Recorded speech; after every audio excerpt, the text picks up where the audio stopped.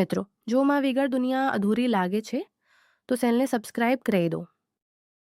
Hello નમસ્કાર મિત્રો, મારું નામ મીનાક્ષી છે અને મારા લગ્ન થયા તેને 2 વર્ષ થઈ ગયા છે. મારા સંતરાની સાઇઝ 38 છે અને મારા સંતરા ખૂબ મોટા છે. પણ મિત્રો, મારા પતિનો પોપટ ખૂબ નાનો છે અને મને ખબર હતી કે એ મને ક્યારેય પણ ખુશ કરી શકશે નહીં. તેમને મને આજ સુધી ખોદવાનું ખરું સુખ આપ્યું નથી, જે માટે હું તરસી છું. હું આ વાર્તા કહી રહી છું કે મેં કેવી રીતે મારા ગુફની વર્ષો જૂની તરસ छिपाવી. મારો પતિ એક પ્રાઇવેટ કંપનીમાં નોકરી કરે છે અને હું એક ગૃહિણી છું. જ્યારે અમે અમારા નવીન ફ્લેટમાં, જે અમને કંપનીએ આપ્યો હતો, તેમાં રહેવા ગયા હતા, ત્યારે અમારી આજુબાજુ ખૂબ લોકો રહેતા હતા. તે બધા સારા લોકો હતા અને એ લોકોનો વ્યવહાર મારા માટે પણ ખૂબ સારો હતો. અને એ લોકોમાંથી એક મારા પતિનો ખૂબ સારો મિત્ર બની ગયો હતો. એ ક્યારેક મારા સાથે પણ મજાક કરી લેતો હતો, પણ મને એની નજર હંમેશા મારા શરીર પર દેખાતી હતી. એ મારી પાસે ખૂબ એક ઇટકમ પર ખાતી હતી. એ મારી પાસે ખૂબ એક ઇટકે જો મોકો મળતો ગયો. એ રોજ મારા ઘરે આવતો. એક દિવસ જ્યારે એ મારી ઘરે હતો, એ મારી ઘરે આવ્યો, ત્યારે મારા પતિ ઘરે નહોતા અને હું એકલી ઘરે હતી. એ મારી સાથે ખૂબ હસીને બોલવા લાગ્યો અને મને કહ્યું કે તમે ખૂબ સુંદર છો અને તમારું શરીર પણ ખૂબ સરસ છે. મને એ સાંભળીને ખૂબ સારું લાગ્યું. હું થોડી શરમાઈ ગઈ અને માથું નીચે કરીને કિચન તરફ ગઈ અને મારું કામ કરવા લાગી. એ થોડીવાર એકલો બેઠો અને પછી ત્યાંથી નીકળી ગયો. પણ એ દિવસ પછી એ જ્યારે પણ મારા ઘરે આવતો, ત્યારે મને એક તરસ ભરી નજરોથી જોતો હતો અને મને અડવાનો પ્રયત્ન કરતો હતો. મને એ બધું ગમવા માંડ્યું હતું, કારણ કે હું ખૂબ ખૂબ તરસેલી હતી અને મને કોઈ પોપટ જોઈતો હતો જે મારી ગુફાને શાંત કરી દે. હવે હું પણ મારી કમરગોળ અને સંતરા એને દેખાડવા લાગી અને મોટા ગળાના કપડાં પહેરવા લાગી અને મારા સંતરા બતાડવા લાગી અને એને મારી પાસે આકર્ષિત કરવા લાગી. હવે એ મારી ચાલમાં ફસવા લાગ્યો હતો. પછી મારા પતિને એના કંપનીના કંઈ કામ માટે 3 દિવસ માટે બહાર જવાનું હતું અને ત્યારે હું ઘરે એકલી હતી અને ત્યારે હું મારા પતિ બહાર ગયા. તે દિવસે સાંજે તે મારી પાસે આવ્યો અને મારી પાસે બેસીને એના મોબાઈલ પર મને મસ્ત ફોટા બતાડવા લાગ્યો. એ જોઈને હું ધીરે ધીરે ગરમ થવા લાગી. એ મારા શરીર પર હાથ ફેરવવા લાગ્યો અને આગળ વધવા લાગ્યો. પછી એને મને અચાનક પકડી અને સોફા પર સુવડાવી અને મારા સંતરા દબાવવા લાગ્યો. હું ખૂબ જોશમાં આવી ગઈ અને મેં ત્યારે ફક્ત મેક્સી પહેરી હતી. તે મારા સંતરાને મારા કપડા પરથી જોરથી દબાવવા લાગ્યો અને મારા પર સૂઈ ગયો અને મને કરવા લાગ્યો અને મને પપ્પી કરવા લાગ્યો. એ મને ઉચકીને બેડરૂમમાં લઈ ગયો અને એને મારી મેક્સી કાઢીને મને એકદમ નાગી કરી નાખી અને એ પણ એકદમ નાગો બની ગયો. હું તો એનો લાંબો અને જાડો 7 ઇંચ લાંબો હતો અને 3 ઇંચ જાડો હતો.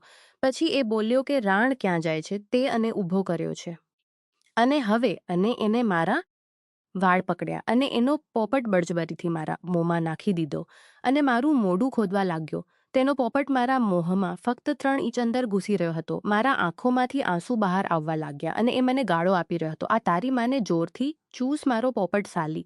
તારો પતિ તને ખોદતો નથી, પણ આજે હું તને ખોદીને તારી ગુફાનો હોલ બનાવી નાખીશ. આ સાંભળીને હું ખૂબ ડરી ગઈ. પછી એને મને બેડ પર સુવાડવી અને એ મારા ઉપર બેસી ગયો. એનો પોપટ મારા સંતરામાં હતો અને એ મારા સંતરાને એના પોપટથી ખોદવા માંડ્યો. એ સંતરાને ખૂબ જોરથી દબાવવા માંડ્યો. પછી એને મારા પગ ઊંચકીને એના ખંભે મૂક્યા અને એનો પોપટ મારી ગુફા પર રાખ્યો અને એક જોરથી ઝટકો માર્યો અને મેં ચીસ પાડી. મેંગ એ તકલીફથી ધીરે ધીરે હોશ ગુમાવવા લાગી, પણ એ જનાવર હવે ઊભું રહેવાનું ન હતું. મેં એ કહ્યું કે પ્લીઝ અને બહાર કાઢી નાખ, નહીતર હું મરી જઈશ. હું પ્લીઝ, પણ એને કંઈ ન સાંભળ્યું. મને ધક્કા મારવા લાગ્યો. પછી એક જોરથી એ મને ધક્કા મારતો રહ્યો. મને 5 મિનિટ પછી હોશ આવ્યો તો તે ત્યારે મને ધક્કા મારી રહ્યો હતો. એ મને ખૂબ જોરથી છોડવા લાગ્યો અને કહ્યું કે હું તારી ગુફાનો હોલ બનાવી નાખીશ. એ મને તીટી મિનિટ છોડતો રહ્યો અને ત્યારે મેં 3 વખત પાણી છોડ્યું હતું અને હવે એ પણ પાણી છોડવાનો હતો. મેં કહ્યું કે પ્લીઝ પાણી અંદર છોડતો નહીં. તો એ બોલ્યો કે કારણ તું મારો પોપટ લઈ શકશ, પણ મારું પાણી કેમ ના લઈ શકે? હું તો એને અંદર નાખીશ. સાલી ચિનાલ. એને એનું પાણી મારી ગુફામાં નાખી દીધું. હું એના ખોદવાથી ખૂબ સંતુષ્ટ થઈ ગઈ હતી અને મને એ સુખ મળ્યું હતું જે હું દિવસે સાંજના 5 વાગ્યાથી રાતના 11 વાગ્યા સુધી ખૂબ ખોદી અને 4 વાર ખોદી, જેથી હું બીજા દિવસે સારી રીતે ચાલી પણ શકતી ન હતી. પણ મને એને ખોદીને ખૂબ મજા આવી ગઈ. પછી એ બાથરૂમમાં ગયો અને એનો પોપટ સાફ કર્યો અને પછી કપડાં પહેરીને એના ઘરે નીકળી ગયો.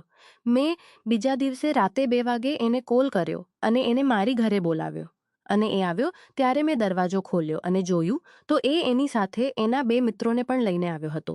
એ જોઈને હું ચકિત થઈ ગઈ અને મનમાં ખૂબ ખુશ થઈ ગઈ આવ્યો તો એ બોલ્યો કે મારી રાની તારી ગુફા ફાડવા માટે એ લોકો મારી સાથે આવ્યા છે. મિત્રો, ત્યારે હું ફક્ત ટી-શર્ટ અને પેન્ટીમાં હતી.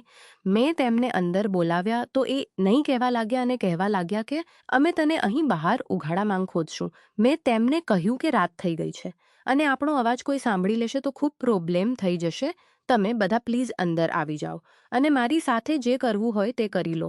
હું તમારી પાસેથી ખોદી લેવા માટે એકદમ તૈયાર છું. પછી એમાંથી એકે મારો હાથ પકડ્યો અને મને ઉચકીને અંદર લઈ ગયો અને મને ડાઇનિંગ ટેબલ પર સુવાડી અને મારી પેન્ટી કાઢી નાખી અને મારી ગુફા ચાટવા લાગ્યો. બાકી 2 લોકો મારી પાસે ઊભા રહ્યા. એમાંથી એકે મારી ટી-શર્ટ પકડી અને જોરથી ખેંચીને ફાડી નાખી અને એ મારા સંતરા ખૂબ જોરથી દબાવવા લાગ્યો. મને ખૂબ મજા આવતી હતી અને એ લોકો મને ગાળો બોલતા હતા અને કહેતા હતા કે સારી રાંડી આપને પહેલાં કેમ ન મળી, આની ગુફા તો હજી એકદમ સીલ પેક છે. પછી એમાંથી એકે એનો પોપટ બહાર કાઢ્યો અને મારા મોંમાં નાખી દીધો. મેં એને લોલીપોપની જેમ ચૂસવા લાગી અને પછી એમાંથી બીજો બોલ્યો કે હવે ચાલ, હવે મારા પોપટની પણ મજા. એટલું બોલીને એને તેનો પોપટ મારી ગુફા પાસે રાખ્યો અને એક ધક્કો મારીને અંદર નાખી દીધો અને મૂચીસ પાડવા લાગી. પણ ત્યારે મારા મોંમાં એકનો પોપટ હતો અને મારો અવાજ નીકળી શક્યો નહીં. પછી થોડીવાર ખોદીને એ લોકોએ મને ટેબલ પર કૂતરી બનાવી અને મારા બગને બાજુથી ખોદવા લાગ્યા. મને એનાથી ખૂબ મજા આવતી હતી કારણ કે એ એક સાથે મને ખોદતા હતા. પછી ત્રીજાએ એનો પોપટ જોઈને મને બીક લાગી. એ મારી નીચે આવ્યો અને મારી ગુફામાં એનો પોપટ નાખીને ધક્કા મારવા લાગ્યો. જો તમને વાર્તા પસંદ આવી હોય તો વિડીયોને લાઇક અને ચેનલને સબસ્ક્રાઇબ કરવાનું ના ભૂલતા. ધન્યવાદ.